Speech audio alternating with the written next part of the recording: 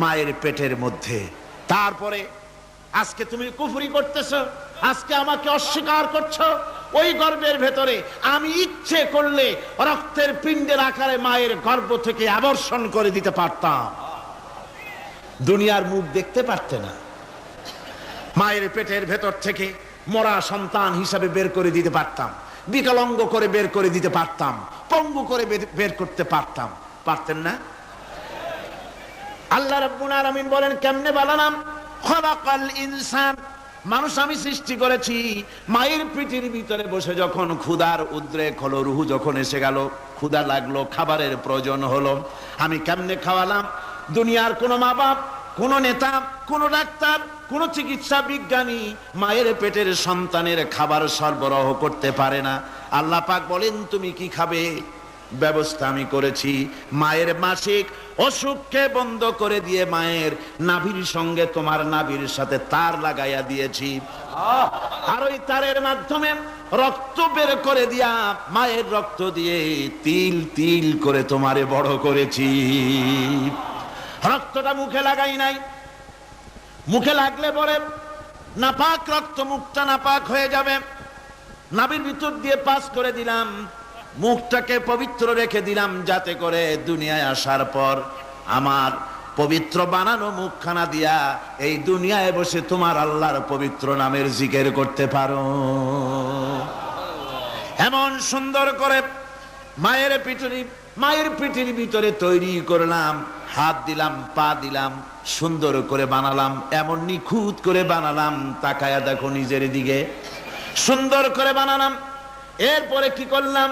সুম্মা নুখরিজুকুম তিফলা, বাচ্চার আকারে মায়ের পেট থেকে আস্তে করে বের করে নিয়ে আসলাম। সুবহানাল্লাহ বিহামদিহি, আস্তে করে মায়ের পেট থেকে নিয়ে এসেছি পৃথিবীর বুকে। পৃথিবীতে যখন আসলে তখন তোমার অবস্থাটা কি ছিল? ক্ষুধার যন্ত্রণায় যদি মরেও যেতে, কান্দা ছাড়া ভাষা নাই। ভাষা আছে? কোনো হুঁশ ছিল আমাদের? কোনো জ্ঞান ছিল?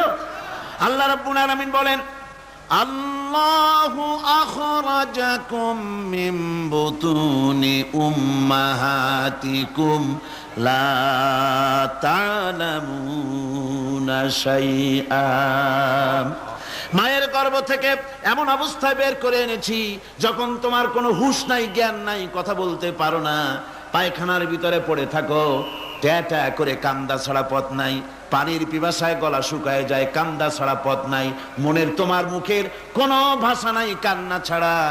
আমি তোমার এমন আল্লাহ, আমি তোমার এমন স্রষ্টা, আমি তোমার এমন রব। তোমার ভাষা নাই বলে মায়ের কলিজার ভেতরে আমি তোমার প্রতি এক দুর্বিনীত মহব্বত পয়দা করে দিয়েছি। তোমার কান্না তোমার মায়ের বুকের মধ্যে শেল বিঁধে যায়। তুমি যখন কাঁদো, কান্নার আওয়াজ যখন মায়ের কানে চলে যায়, হাজারো কাজ ফেলে মা দৌড়াইয়া বাচ্চারে কোলে নেয়। কি খাবে কেউ তৈরি করে না। আল্লাহ রাব্বুল আলামিন বলে বান্দারে, দুনিয়ায় আসার আগে তুমি কি খাবে, খাবারের বন্দোবস্ত আমি আল্লাহ করেছি, আমি এমন স্রষ্টা। তুমি দুনিয়া আসার 6 মাস আগে তোমার মায়ের বুকের ওপরে তোমার খাদ্য গরম করে আমি আল্লাহ রিজার্ভ করে রেখে দিয়েছি। সেই খাদ্য শুধু খাদ্য নয়, রোগের প্রতিষেধক, এটা ওষুধ। আজ বিজ্ঞানীরা, চিকিৎসা বিজ্ঞানীরা বলছেন মায়ের দুধ সন্তানের খাদ্যের, মায়ের দুধের চাইতে কোনো বিকল্প কিছুই নাই। সন্তান পৃথিবীতে এলে মায়ের প্রথম দুধটা, গ্রামে গঞ্জে অশিক্ষিত এলাকায় প্রথম দুধটা ফেলে দেয়, এটাকে মনে করে এটা খারাপ, এটা খাওয়াতে নাই, তাহলে ধনুষ্টঙ্কার হবে, হাবিজাবি কথা বলে। আল্লাহ দুধ বানাইছে বাচ্চার ধনুষ্টঙ্কার হওয়ার জন্যে। মায়ের ওই প্রথম দুধটা হচ্ছে সন্তানের জন্য সমস্ত রোগের প্রতিষেধক। সে ছিল পেটের ভিতরে একটা কাভারের মধ্যে, ওখানে কোনো জার্ম ছিল না, কোনো রোগ জীবাণু ছিল না।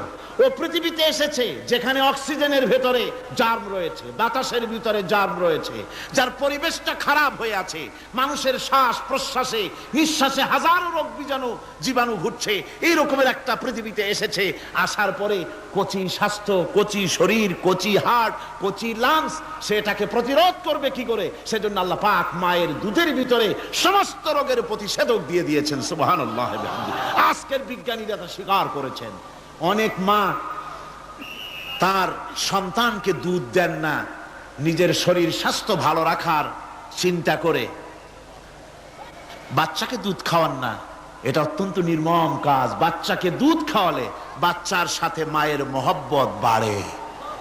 ইউরোপে আমেরিকায় মাকে মা বলে ডাকে না, বাপকে শ্রদ্ধা করে না, সম্মান করে না। তার কারণ সেখানে মায়েরা তার সন্তানদেরকে কোলে নেয় না, সন্তানদেরকে ফিডার খাওয়ায়। আর আমি নিজের চোখে দেখেছি মায়েরা ইউরোপে আমেরিকায় যখন শপিং এ আসে, তখন রাস্তায় যখন আসে, তখন ওই পুশ চেয়ার গুলিতে বাচ্চাকে শোয়াইয়া বাচ্চা এভাবে পুশ চেয়ারে করে ঠেলে নিয়ে যায়, আর কুত্তার বাচ্চাগুলি কোলে করে ঘুরে বেড়ায়। কুত্তার বাচ্চা কোলে নেয়, নিজের বাচ্চা পুশ চেয়ারে করে ঠেলে। সেই জন্য মায়ের প্রতি সন্তানের মহব্বত হয় না, সন্তানেরও মায়ের প্রতি কোনো শ্রদ্ধা জাগে না। আল্লাহর কি ব্যবস্থা! মায়ের কলিজার মধ্যে মহব্বত পয়দা করে দিয়েছেন আল্লাহ পাক। মায়ের বুকের দুধের ভিতরে আল্লাহ রাব্বুল আলামিন, আল্লাহ পাক বলছেন, আমি মানুষ সৃষ্টি করেছি আর তার সমস্ত প্রয়োজন মিটিয়েছি, তার খাবারের সব প্রয়োজন মিটিয়ে দিয়েছি। দুধটাকে ঘন করি নাই হজম করতে পারবে না বলে, ওই দুধটা সামান্য পাতলা করে দিয়েছি, ওর ভিতরে সামান্য মিষ্টি দিয়েছি। দুধের বোটার ভিতরে একটা ছিদ্র দিলে, চোষা মারলে পরে অনেকগুলি দুধ বেরিয়ে এসে গলাটা আটকে যেত, তোমার কচি কণ্ঠ গলা আটকে যেত, শ্বাস করতে পারতে না। এজন্য মায়ের স্তনের বোটার ভিতরে সূক্ষ্ম সূক্ষ্ম 32টা ছিদ্র করে আস্তে করে দুধ বার করে তোমার জীবন আমি বাঁচাইছি। খলাকাল ইনসান, মানুষ সৃষ্টি করেছি আমি আল্লাহ পাক। সুতরাং যে আল্লাহ পাক এ মানুষ সৃষ্টি করলেন আর মায়ের কলিজার ভিতরে মোহব্বত পয়দা করে দিলেন, সে আল্লাহ পাক বলছেন, খবরদার ওই মাকেও যেন আবার ভুলে যেও না।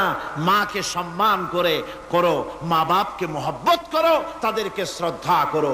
বউ পাইয়া, সুন্দরী স্ত্রী পেয়ে মায়ের কথা ভুলে যেও না। অনেক সাহেব আছে মায়ের কথা ভুলে যায়, স্ত্রীর কথা অনুযায়ী মায়ের উপর অত্যাচার করে, এরকমও বহুত আছে।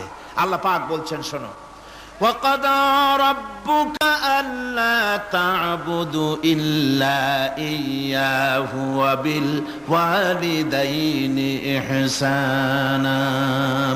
তোমার প্রভুর পক্ষ থেকে ফয়সালা হয়েছে, চূড়ান্ত সিদ্ধান্ত হয়ে গিয়েছে, আমি আল্লাহর ইবাদতের পর তোমার মা বাপের ইহসান করবে, খেদমত করবে, তাদের জন্য উপকার করবে, তাদেরকে ভালোবাসবে। আল্লাহ রাব্বুল আলামিন বলেন, মা বাবার সঙ্গে কেমনে কথা বলবে, তাদের সাথে কিভাবে আচরণ করবে, আল্লাহ তাও শিখিয়ে দিয়েছেন। আল্লাহ পাক বলেন, ওয়ালা তাকুল লাহুমা ওয়া কুল লাহুমা কাওলান কারীমা। মা বাবার সাথে সম্মানজনক কথা বলো। ওয়া কুল লাহুমা কাওলান কারীমা, সম্মানজনক কথা বলো। মাথায় ঝাঁকি দিয়ে রাগ করে চোখ মোটা করে কথা বলো না। তুমি সন্তান, তোমার জন্য সবচাইতে বড় পীর তোমার আব্বা, তোমার আম্মা, ঠিক কিনা কর? ছেলের জন্য, মেয়ের জন্য, সন্তানের জন্য সবচাইতে বড় পীর কে? বাপ মা। এটা ভালো করে মনে রাখতে হবে। আপনার মৌলানা সাহেবদের দোয়া, পীর সাহেবদের দোয়া কবুল হতেও পারে, নাও হতে পারে, 50-50 সম্ভাবনাও আছে, আবার সম্ভাবনা নাই। কিন্তু মা বাবার দোয়া কবুল হবে 100% সিউরিটি রয়েছে। রাসূলুল্লাহ বলেছেন 3 জনের দোয়া কবুল হবে, মুস্তাজাবুদ দাওয়াত। কয়জনের দোয়া কবুল হবে? আল্লাহ রাব্বুল আলামিনের হাবিব বলেন 3 জনের দোয়া কবুল হবে আল্লাহর দরবারে। তার মধ্যে একজন হলেন মাজলুম ব্যক্তি, যে ব্যক্তি অত্যাচারিত, যে ব্যক্তি মুসাফির, প্রবাসী, তার দোয়া কবুল হবে। আর মা বাপ যদি সন্তানের জন্য দোয়া করে, ওই দোয়া আল্লাহ রব্বুল আলামিনের দরবারে মঞ্জুর হয়ে যায়। আল্লাহ রাব্বুল আলামিন মা বাপ সম্পর্কে বলেন, মা বাবের জন্য আমার কাছে দোয়া করবি বান্দারা, আমার কাছে দোয়া করবি। দোয়াটা আল্লাহ পাক শিখাচ্ছেন, রব্বিরহামহুমা কামা রব্বায়ানি সাগীরা। পড়েন সবাই, রব্বিরহামহুমা কামা রব্বায়ানি সাগীরা। একটু জিকির করেন, লা ইলাহা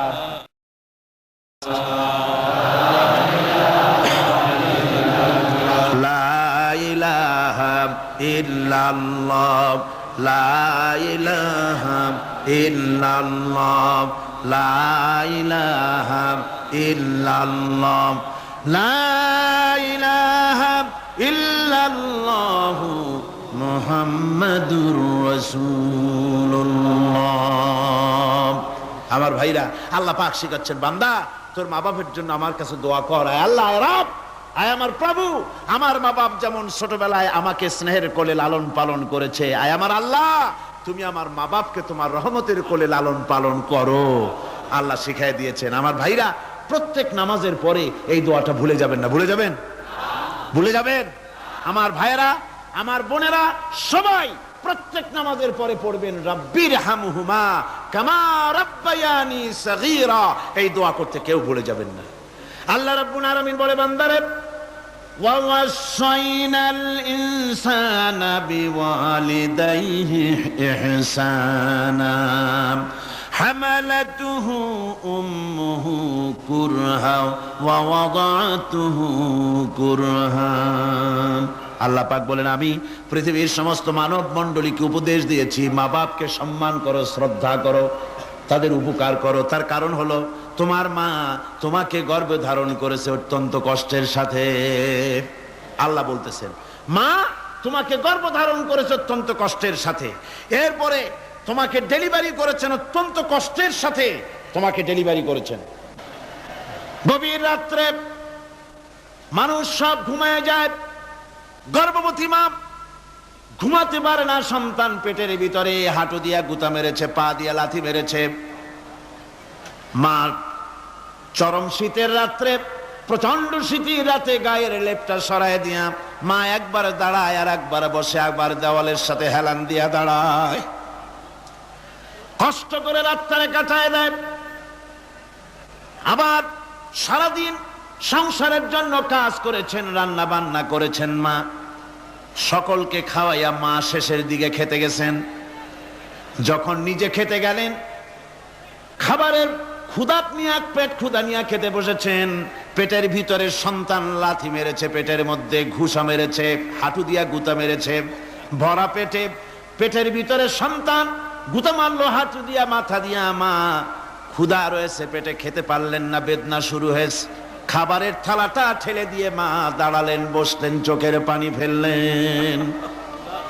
এভাবে করে মা একটা দুইটা দিন নয়, 10টি মাস পর্যন্ত সন্তানটাকে পেটের মধ্যে নিয়ে, একটা জীবিত মানুষ আর একটা জীবিত সন্তান পেটের মধ্যে নিয়ে নড়াচড়া করছেন, চলাফেরা করছেন। কিতাবের মধ্যে এসেছে, রাতের বেলায় মা যে ঘুমাতে পারেন না সন্তানের নড়াচড়ার কারণে, রাতভর ইবাদত করলে যত সওয়াব পাওয়া যেত, আল্লাহ ওই সওয়াব মায়ের আমলনামায় লিখে দেন। সন্তান পেটে থাকার কারণে খেতে পারে না, পেট ভরে ক্ষুধায় কষ্ট পায় মা, এই জন্যে 10 মাস ধরে রোজা রাখলে যে সওয়াব হতো, আল্লাহ রাব্বুল আলামিন মায়ের আমলনামায় রোজার সওয়াব লিখে দেন। 10 মাস পুরে গেল, সন্তান ডেলিভারির সময় চলে এলো। মায়ের মন বিমর্ষ, সন্তান ডেলিভারি হবে, না জানি মরে যায় নাকি, না জানি অপারেশন লাগে নাকি, কি অবস্থা হবে। মা খেতে পারে না, মুখটা শুকায়া যায়। ডেলিভারির সময় যখন আসে, মা বাবার কাছ থেকে বিদায় নিয়ে যায়, স্বামীকে একান্তে গোপনে ডেকে নিয়ে বলে, প্রাণের স্বামী, দীর্ঘদিন একসঙ্গে ঘর কন্যা করেছি, অপরাধ হয়ে যেতে পারে, আমারে মাফ করে দিও। আমার মনে হয় এবার আমি আর বাঁচবো না। সংসার থাকলো, চাবি থাকলো, সব বুঝে নাও, আমারে মাফ করে দিও। মা চলে গেল সতিকা গৃহে, ক্লিনিকে চলে গেল, অপারেশন থিয়েটারে চলে গেল। অথবা ডেলিভারির জায়গায় চলে গেল, ডেলিভারি পেইন শুরু হয়ে গেল, বেদনা শুরু হয়ে গেল। এক একটা বেদনা যেন মায়ের এক একটা মৃত্যু যন্ত্রণা শুরু হয়ে যায়। এমন যন্ত্রণা, প্রসব বেদনা দুনিয়ার ভুক্তভোগী মা ছাড়া আর কেউ জানে না। এই চরম বেদনার ভেতর দিয়ে, চরম কষ্টের ভিতরে মা যখন একটা বাচ্চা প্রসব করলো, জিহাদের ময়দানের মতো মা রক্তাক্ত হয়ে গেলেন, সন্তান দুনিয়ায় এলো। মা তখন অস্থির থাকেন। এত বড় বিরাট কষ্টের ভিতরে আল্লাহ রাব্বুল আলামিন বলেন, সন্তান যখন ডেলিভারি হয়ে গেল, মায়ের মনের ভিতরে আমি তখন এই ফিলিংস, এই টেন্ডেন্সি জাগ্রত করে দিই, দেখ কি হয়েছে। মা তখন দেখতে চায় কি হয়েছে। মায়ের সামনে যখন এত কষ্টের, হৃদয় রিংরানো, কলিজার 32টি নাড়ি ছেঁড়া যন্ত্রণার সন্তান যখন মায়ের চোখের সামনে আসে, আল্লাহ পাক বলেন, মা যখন তার ছেলের মুখের দিকে তাকায়, মেয়ের মুখের দিকে তাকায়, আল্লাহ বলেন 10 মাসের পেটে ধরা কষ্ট আর ডেলিভারির সব কষ্ট মায়ের মন থেকে মুছে ফেলে দেই। আল্লাহ রাব্বুল আলামিন বলেন, খবরদার দুনিয়ার মানুষ, এমন মায়ের সাথে নাফরমানি করবি না, এ মায়ের সাথে নাফরমানি করবি না, মাকে সম্মান করবি, মার কাছে দোয়া চাবি। দুনিয়ায় যদি সম্মান চাও, রিজেক্ট চাও, মায়ের পায়ে ধরে কাঁদো। মায়ের জাতি অনেক সম্মান তার। রাসূল করিম সাল্লাল্লাহু আলাইহি সাল্লামকে প্রশ্ন করা হয়েছে, হুজুর খেদমত করব কার? হুজুর কয় মায়ের। তারপরে কার? হুজুর কয় মায়ের। তারপরে কার? হুজুর বলেন মায়ের। তারপরে কার? তোমার পিতার। 3 গুণ। তোর মায়ের মর্যাদা 3 গুণ বেশি, তোর বাপের চাইতে মর্যাদা বেশি। সুবহানাল্লাহ পড়েন। আর আজকে ইসলামের শত্রুরা তারা বলে যে ইসলাম নারীর অধিকার আদায় করে নাই। নারীর অধিকার ইসলাম দেয় নাই তো কে দিয়েছে? আমার বন্ধুগণ, বিশ্ব নবী জনাব মুহাম্মদ রাসূলুল্লাহ সাল্লাল্লাহু আলাইহি ওয়াসাল্লাম মসজিদে নববীর ভিতরে বসে আছেন। এক বৃদ্ধা মহিলা মসজিদের মধ্যে প্রবেশ করলেন। হুজুর বৃদ্ধাকে দেখে দাঁড়ায় গেলেন, বিশ্ব নবী বুড়ি মেয়ে লোককে দেখে দাঁড়ায় গেলেন। আল্লাহর নবী বুড়িকে দেখে দাঁড়ালেন। বুড়ি যখন কাছে এলেন, আল্লাহর নবী নিজের গায়ের চাদর বুড়ির জন্য বিছায়া দিলেন। বুড়ি বসলেন। এরপরে কথাবার্তা সারার পর বুড়ি যখন বিদায় হবেন, হুজুর আবার দাঁড়ালেন। বুড়ি মহিলা চলে গেলেন। সাহাবায়ে কেরাম বলেন, ইয়া রাসূলুল্লাহ, কিছুই বুঝলাম না, একজন বৃদ্ধা মহিলার জন্য বিশ্ব নবী দাঁড়ান আর গায়ের চাদর বিছান, আমরা বড় আশ্চর্য হয়ে গেলাম। নবীজি বলেন, ও আমার সাহাবীরা, তোমরা জানো না, এই মহিলাকে চিনতে পারো নাই। আমি আমার মায়ের দুধ আমার জীবনে কিসমতে তেমন হয় নাই। আমি আমার মায়ের দুধ তেমন কিসমতে পাই নাই। যার বুকে দুধ খেয়ে, যার কোলে কাখে চড়ে আমি বড় হয়েছি, আমার সেই দুধ মা, ইনি হযরতে হালিমাতুস সাদিয়া, আমার সেই দুধ মা। রাসূলুল্লাহ নিজে সম্মান দিয়েছেন মায়ের। খবরদার মাকে অসম্মান করবেন না, মাকে সম্মান করবেন, মাকে শ্রদ্ধা করবেন। আমার বন্ধুগণ, আলেম ওলামা পীর বুজুর্গদের জন্য হাদিয়া তো দেন আপনারা, কোনো নিষেধ নাই, দেন। হাদিয়া দেওয়াও সুন্নত, নেওয়াও সুন্নত, দিবেন, আমি কোনো নিষেধ করি না। কিন্তু আমি বলতে চাই, পীর বুজুর্গদের কাছে, আলেম ওলামাদের কাছে হাদিয়া দিয়া আল্লাহরে যত না খুশি করতে পারবেন, এই ডালিম বেদানার মৌসুমে বেদানা একটা ভেঙে নিজ হাতে যদি মায়ের মুখে তুলে দেন, আল্লাহর আরশ খুশি হয়ে যাবে, আল্লাহর আরশ আজিম খুশি হয়ে যাবে, আল্লাহ পাক খুশি হয়ে যাবেন। মায়ের খাওয়াও, বাপকে খাওয়াও, তোমার সবচেয়ে বড় পীর তিনি। সুবহানাল্লাহ পড়ে, সুবহানাল্লাহ। মা বাপ যদি একটু দোয়া করে দেয়, তোমার জিন্দেগির কাম শেষ। একটু বদদোয়া করলে জাহান্নামে যাবা। কোন পীর সাহেব বদদোয়া করলে জাহান্নামে যাবে এমন কথা নয়। কোন মাওলানা বদদোয়া করলে দোজখে যাবে এমন কথা নয়। রাসূল বলেছেন, হুমা জান্নাতুকা ওয়া নারুকা, মা বাপ তোমার বেহেশত, মা বাপ তোমার জাহান্নাম। মা বাপ যদি অসন্তুষ্ট হয়, দোজখে যাবি, আর মা বাপ যদি খুশি, আল্লাহর জান্নাতে চলে যাবি। সুবহানাল্লাহ, সুবহানাল্লাহ, সুবহানাল্লাহ। মায়ের পায়ের তলে তোর বেহেশত। আমরা পুরুষ, আমাদের গত বছরও বলেছি, আমরা পুরুষ, আমাদের পায়ের তলে জুতা। আমাদের পায়ের তলে কি? শুধু জুতা। আর আমার মা, আমার মায়ের জাতি যারা এই প্যান্ডেলে বসে আছেন, আমার মায়েরা, বোনেরা, মায়ের জাতি যারা পৃথিবীতে, মায়ের জাতির পায়ের তলে আল্লাহর বেহেশত। সুবহানাল্লাহ। নারীর মর্যাদা ইসলাম দেয় নাই, কে দিয়েছে? আল্লাহ দিয়েছেন, আল্লাহ রাসূল দিয়েছেন।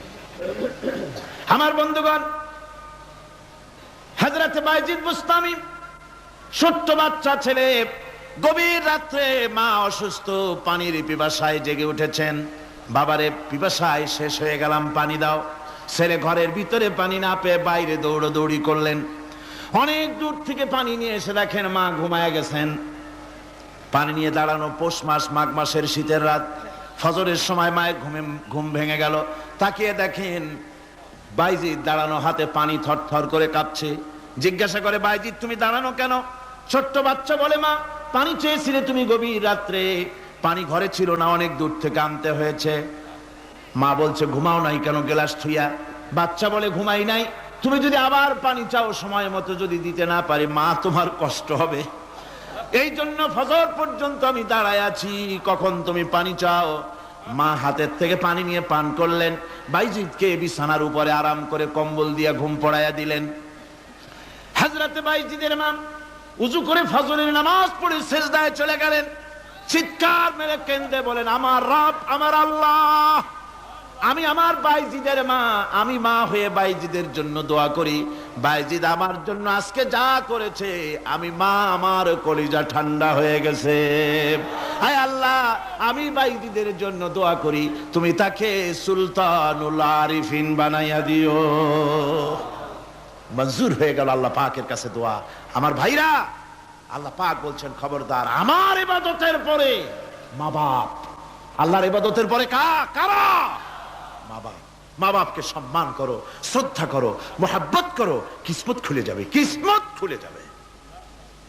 মা বাপকে সম্মান করো। হযরত আবু হুরায়রা রাদিয়াল্লাহু তাআলা আনহু রাসূলের সামনে এসে কাঁদতেছেন। হুজুর বলছেন, আবু হুরায়রা কাঁদো কেন? কাঁদো কেন? রাতের বেলা কাঁদো কেন? হযরত আবু হুরায়রা বলছেন, হুজুর আমাকে মা মেরেছেন। হুজুর বলছেন, মা মারলো কেন? কোন অপরাধ করেছো? কোন গোস্তাখি করেছো? আবু হুরায়রা বলছেন, না হুজুর, কোন গোস্তাখি করি নাই, তবে মারলো কেন? হযরত আবু হুরায়রা বলছেন, হুজুর আমি আপনার দরবার থেকে ফিরতে রাত হয়ে গিয়েছিল।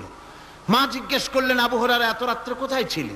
বললাম, আমি ছিলাম যে কদম চুমতে পারলে দুনিয়া ধন্য হয়, সেই দরবারে নববীর কদম মোবারক থেকে আসতে আমার দেরি হয়েছে।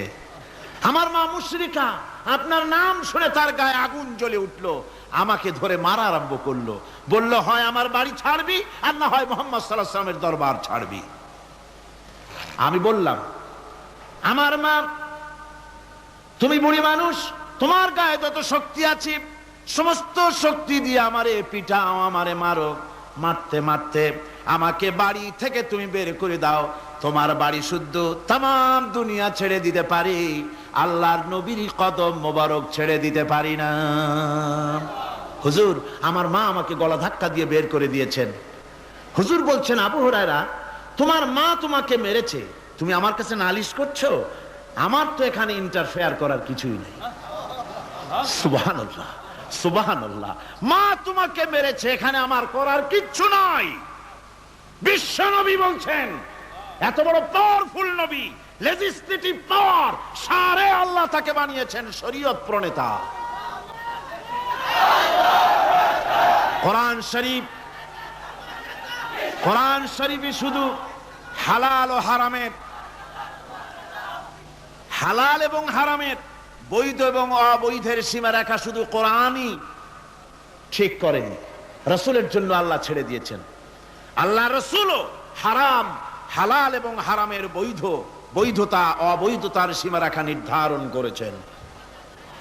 এত বড় ক্ষমতা তার, এত বড় পাওয়ারফুল বিশ্বনবী, তিনি বলছেন, মা মেরেছে, আমার করার কিছু নাই।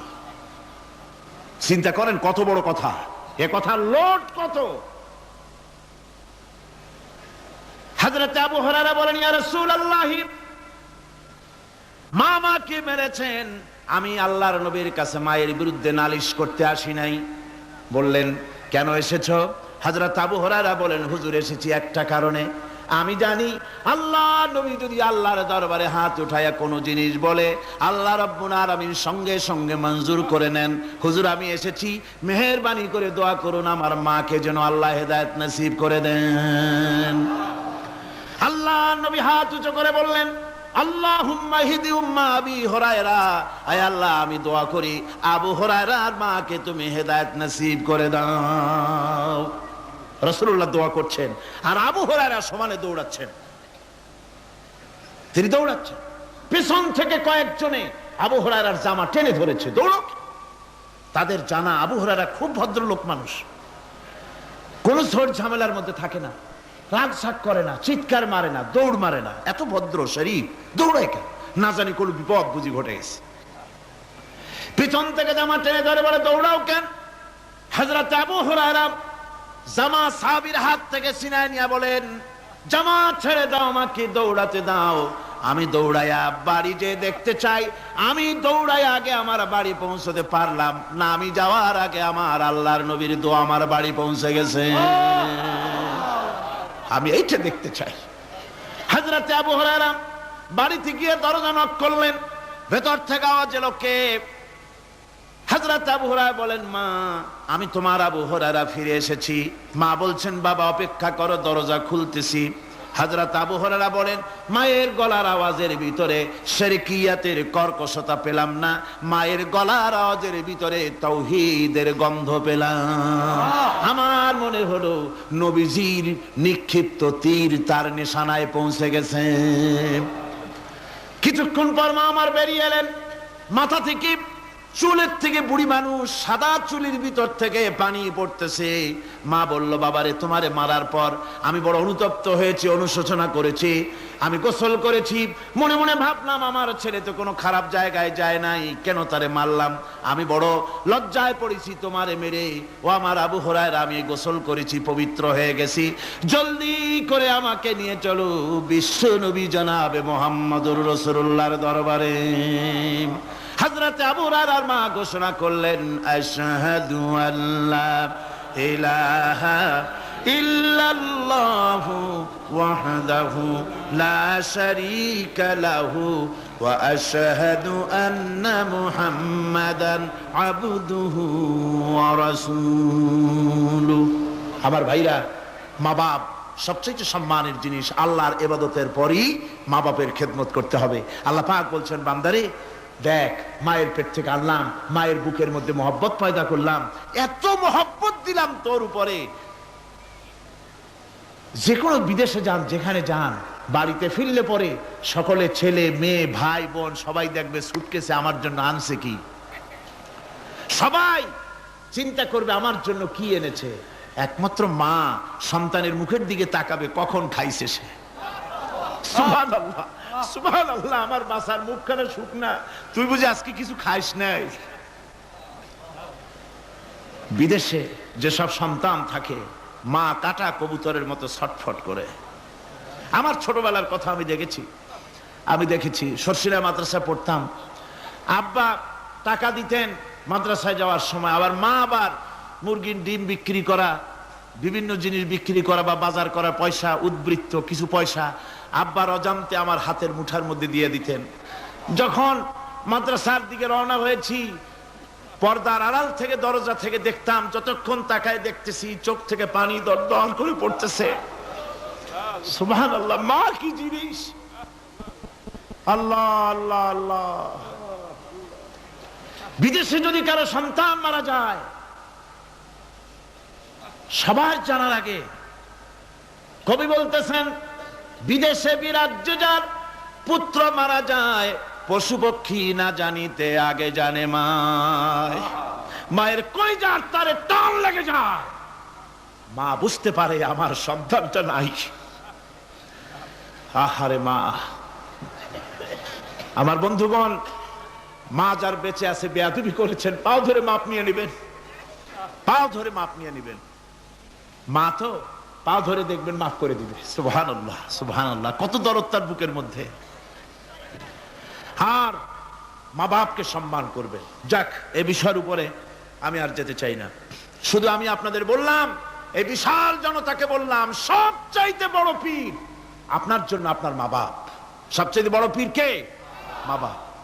সন্তুষ্ট করেন, রুজিতে অভাব ঘটবে না। কোন মাজারে গিয়ে সেজদা দেওয়া লাগবে না, আল্লাহর কসম। মাজারে যাই চাওয়া লাগবে না। মা বাপকে খেদমত করেন, মা বাপকে খুশি করেন, মা বাপকে খাওয়ান, হাদিয়া দেন।